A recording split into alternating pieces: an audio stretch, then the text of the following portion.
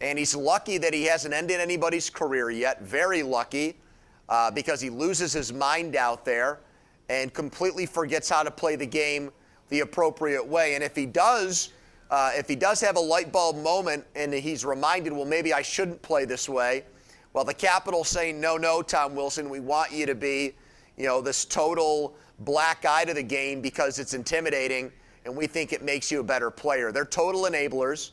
The NHL does absolutely nothing about it. The league should be ashamed of itself.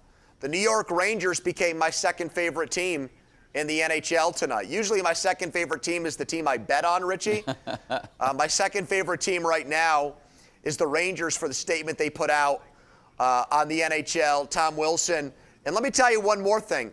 As a Washington County resident, I am embarrassed that George Peros is a Washington, PA native.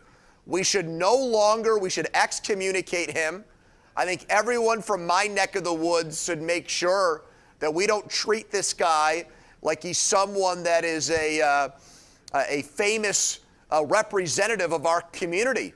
The guy is a joke. He's turned a blind eye to this stuff, in part because he was an enforcer and a goon when he played, and that's the way he runs the NHL's Department of Player Safety. Anybody in Washington County, Peters out there, you know where you are, Chartiers, 84. You should be ashamed of George Peros that we produced an idiot like the guy that's running the Department of Player Safety. Hey, have you ever seen anything like that? That's what I wanted to ask you. I've never seen a team call out not only a player, but the league for not doing anything and demanding that George Peros gets fired. Yeah, that's a good point. I mean, I would have wished a few times over the years the Steelers said that about El Riveron. Yeah. That would have been nice to see a nice memo from them with Art Rooney's signature on it because of the way he went about his business in that replay booth for the NFL. I think the Rangers, it's easy for them to do this because they know it's going to score big points with their fan base, and they've got players that are incensed over it. But you think it wasn't awkward between Gary Bettman? I mean, his offices are in New York when he saw this, and now the Capitals and Rangers play again tomorrow night. I wonder if the Rangers were going to the playoffs if they would have bit their tongue, because they would have been worried about consequences maybe from officials in the league in the postseason. But, hey, what the heck? They got nothing to lose. This is what they believe, and it has the added benefit of being right.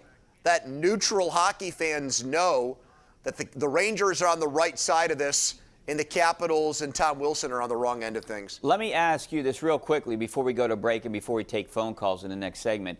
Tom Wilson, we saw the Penguins had, Matt Cook over the years. But if Tom Wilson was maybe a Penguins, or if you were rooting for the team he was on, do you think fans here would appreciate the way he plays? Because I don't think so. I think he's stepped overboard. Well, that's a really, really, really good question, because I think there was some excuse-making that went on for Matt Cook. When he made that hit on Servard, I remember I was here. Fans said, well, it's not technically against the rules. There's nothing wrong with it. But other fans said it's got no place in hockey. So I think it would have definitely divided the Penguins fan base had Tom Wilson suited up for them, because he's such a polarizing player. It seems like every Capitals fan is a blind sheep and wants to defend the guy, which is just outrageous. But he's also a very good player. It pains me to say it, but he plays on the top line of the Capitals for a reason. Because in addition to being this total menace, he's also a guy that, plays a heavier game, can score goals, and can skate pretty well. So, that's the problem with him, is that inside his warped, demented mind, there's actually a pretty good hockey player there when he applies himself to the game itself. He's a threat. He's a guy that can do pretty well, and I think I wonder if he's going to make the Olympic team, Richie. That's what I wonder about. Is he going to get the ultimate show of respect from the Canadian team? Are those dinosaurs up north going to put him on the national team the next time we have an Olympics? That's something really to think about. I didn't even think about that. I would say no, but who knows what they're thinking up there. All right, we got to take a break. We got a ton of phone calls about Tom Wilson, so we'll answer those after the break. Back in a couple minutes.